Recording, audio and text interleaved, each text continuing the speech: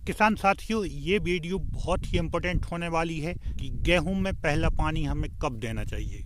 किसान साथियों, जैसा कि आप जानते ही हैं कि मेरे चैनल पे जो भी जानकारी होती है वो वैज्ञानिक मतों पर आधारित और तथ्यों पर आधारित होती है। मैं कोई भी जानकारी ऐसे ही नहीं देता हूँ। सारी जानकारी होती है वो बिल्कुल वैज्ञानिक तथ्यों पर आधारित होती है। आज जो हम जानकारी पर बात करने वाले हैं किसान साथियों, वो है कि गेहूं में हमें पहला पानी कब देना है। क्योंकि किसान साथियों, गेहूं में पहला पानी बहुत ही इम्पोर्टेंट होता है और सही समय पर हमें उसको देना चाहिए। अगर वो हम टाइम से पहले दे देते हैं तब भी हमें उत्पादन अच्छा देखने को नहीं मिलता है, और अगर थोड़ा हम लेट हो गए तो तब भी हमें उत्पादन कम देखने को मिलता है। तो बहुत ही एक क्रिटिकल स्टेज होती है गेहूं में हमें कब पहला पानी देना है, तो उसको आज हम समझ लेते हैं। वीडियो में लास्ट तक जरूर बने रहें, बहुत ही इंफॉर्मेटिव वीडियो होने वाली है। और अगर अभी तक आप लोगों ने मेरे चैनल भर्रा एग्रो फार्म को सब्सक्राइब नहीं किया है तो सब्सक्राइब जरूर कर लें, जिससे आपको खेती से जुड़ी नई नई जानकारी टाइम टाइम पर आपको मिलती रहेंगी। तो नमस्कार मेरे प्यारे किसान साथियों, मैं हूं आपका दोस्त राहुल और आपके अपने चैनल भर्रा एग्रो फार्म में आप सभी का स्वागत है। किसान साथियों, सभी किसानों ने सुना है कि वैज्ञानिक लोग बोलते हैं कि 20 से 22 दिन पे हमें गेहूं में पहली सिंचाई कर देनी चाहिए। बिल्कुल सही बात है, लेकिन उसमें भी एक लूप होल है। लूप होल से इन द सेंस मेरा एक कंडीशन है, स्पेशल कंडीशन होती है कि आपकी जो बोनी है वो किस टाइम पर हुई है। सबसे इम्पोर्टेंट होता है कि आपकी जो सीड सोइंग की डेट है वो कब की है। थोड़ा सा मैं एग्जाम्पल दे के समझाना चाहूँगा आप लोगों को। जैसे मान लीजिए अगर आपने जो बोनी की है अपने खेत में वो 15 अक्टूबर से लेकर 30 अक्टूबर के बीच में की है, तो 20 से 22 दिन में पहला पानी देना उचित रहता है। वो इसलिए किसान साथियों कि अक्टूबर महीने में गर्मी अच्छी खासी रहती है, जिससे गेहूं का जो जर्मिनेशन रेट होता है और उसकी जो ग्रोथ होती है वो बहुत जल्दी हो जाती है, जल्दी से जर्मिनेट हो जाता है, जिससे जो पानी देने की स्टेज होती है 20 से 22 दिन में वो स्टेज आ जाती है। तो 20 से 22 दिन में जैसे हम सिंचाई करते हैं तो वो 100% पानी उस पौधे को लगता है और उसकी अच्छी ग्रोथ होती है। लेकिन वही चीज जो किसान साथी थोड़ी बोनी लेट करते हैं, जैसे मान लें अगर 1 नवंबर से 15 नवंबर के बीच की अगर बोनी है तो उन किसानों को लगभग 25 से 28 दिन के बीच में पहला पानी देना चाहिए। ये वैज्ञानिक लोगों का मत होता है। कुछ किसानों ने और ज़्यादा लेट किया है। वैसे भी इस बार ज़्यादातर फसल लेट ही बोई गई हैं, वो इसलिए बारिश ज़्यादा देर तक हुई है। फिर पलेवा करने के बाद बतर आने के बाद थोड़ा टाइम लगा है। तो जिन किसानों की बोनी 15 नवंबर से 30 नवंबर के लगभग हुई है तो उन किसानों को 28 से 30 दिन में पहला पानी देना सही रहता है। अब ये तो मैंने बता दिया कि इतने दिन में पानी देना है, लेकिन इसके पीछे रीजन क्या है, जो वैज्ञानिक तथ्य में वो क्या है। तो मैंने पहले ही कहा है कि एक बहुत ही इम्पोर्टेंट स्टेज होती है, बहुत ही क्रिटिकल स्टेज होती है गेहूं के लिए, कि उसी टाइम पर पानी हमें उसमें लगाना है। उस स्टेज को बोलते हैं CRI stage, ground root initiation stage. ये स्टेज इंपॉर्टेंट होती है किसान साथियों। वैज्ञानिक लोग भी यही बोलते हैं कि जब CRI स्टेज आ जाए गेहूं में तभी हमें पहला पानी देना चाहिए, क्योंकि उस टाइम पौधे की ग्रोथ एक अलग ही लेवल से होती है।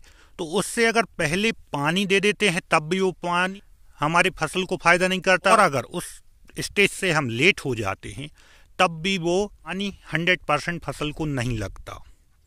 तो दोनों कंडीशन में है। आपने कभी कभी देखा होगा कि बहुत से किसान साथी ज़्यादा पानी देने के बाद भी अच्छा उत्पादन नहीं ले पाते, लेकिन बहुत से किसान साथी ऐसे होते हैं जो कम पानी, मतलब 2 और 3 पानी में ही बहुत अच्छा उत्पादन ले पाते हैं। किसानों का अच्छा उत्पादन लेने का सबसे अच्छा कारण यह है कि वो सही स्टेज का चुनाव करते हैं कि किस स्टेज पे हमें कौन सा पानी देना है और सही मात्रा में पानी देना है। पानी की मात्रा भी ज़्यादा कम से भी बहुत ज़्यादा प्रभाव पड़ता है गेहूं के उत्पादन में। अब मैं थोड़ा सा एक डायग्राम के माध्यम से आप लोगों को दिखाना चाहूँगा कि आप ये जो सामने डायग्राम देख रहे हैं इसमें आप देख सकते हैं CRI स्टेज। ये सामने खेत देख रहे हैं, इसमें अभी CRI स्टेज नहीं आई है और ये बिना पलेवा की बोनी है। तो जैसे इसकी बोनी हुई तुरंत पानी दे दिया गया था, तो इस वजह से इसमें थोड़ा सा टाइम लगेगा, जर्मिनेशन अच्छा है। मैं कुछ पौधे उखाड़ के भी आप लोगों को दिखा सकता था, लेकिन वो उसमें मैं देख चुका हूँ, तो CRI स्टेज अभी इसमें नहीं है, तो वो मैं अभी नहीं दिखा सकता। लेकिन मैं डायग्राम के माध्यम से आप लोगों को समझाना चाहूँगा कि आप ये सामने देख रहे हैं, तो देखिए जो नीचे जड़ें दिख रही हैं आप लोगों को, छोटी छोटी जड़ें हैं, ये टेम्परेरी जड़ें हैं और ये कुछ टाइम में ख़त्म हो जाएंगी। जो ये एक गांठ टाइप की दिख रही है, क्राउन सा मोटी मोटी गांठ दिख रही है, इसको बोलते हैं क्राउन। आप आसानी से देख सकते हैं। यहाँ से अब नई जड़ों का विकास होगा, और वो कब होगा? जब हम यहाँ पर सही खाद और सही पानी देंगे इसी स्टेज पर। तो यहाँ से नई नई जड़ों का विकास होगा। जितनी संख्या में यहाँ से जड़ें विकसित होंगी, उतनी ही संख्या में गेहूं में ऊपर टिलर से स्टार्ट होंगे, मतलब कल्ले उतने ही ज़्यादा फूटेंगे, उतनी ही ज़्यादा उसमें फुटाव होगा। तो ये बहुत ही इम्पोर्टेंट है कि अगर हम इसी स्टेज पे पानी देते हैं तो उतनी ज़्यादा जड़ें विकसित होंगी, जिससे पौधे को न्यूट्रिशन ज़मीन से अच्छे से मिल पाएंगे, और उतनी ही ज़्यादा उस पर ऊपर टिलर से स्टार्ट होंगे, जिससे हमारा उत्पादन हमें अच्छा देखने को मिलेगा। अब अगर हम इससे पहले पानी दे देते हैं तो नमी ज़्यादा होने के कारण खेत में ये क्राउन स्टेज अच्छे से विकसित नहीं हो पाती।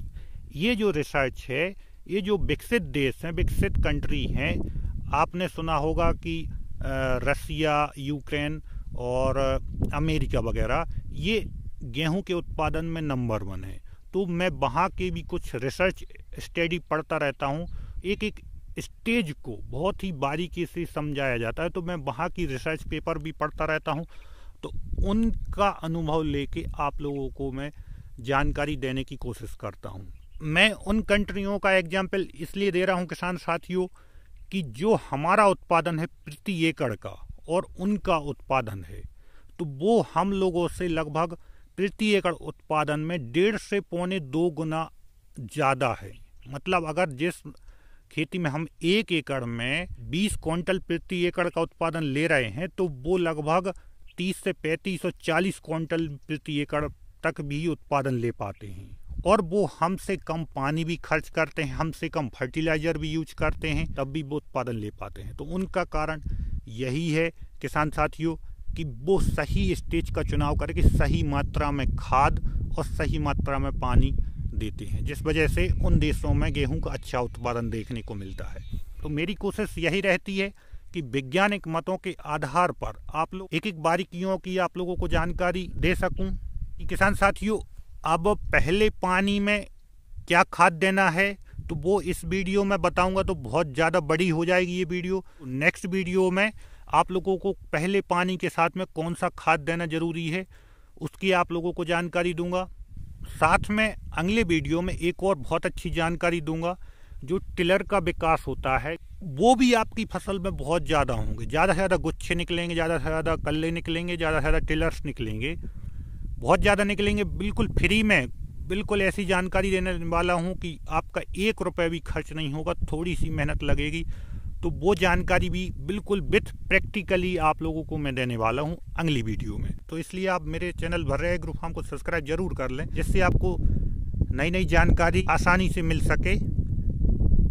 तो किसान साथियों, अगर आप लोगों को ये जानकारी अच्छी लगी हो तो प्लीज़ मेरे चैनल भर्रा एग्रो फार्म को सब्सक्राइब करें, लाइक करें, कमेंट करें। बाकी वीडियो देखने के लिए बहुत बहुत धन्यवाद।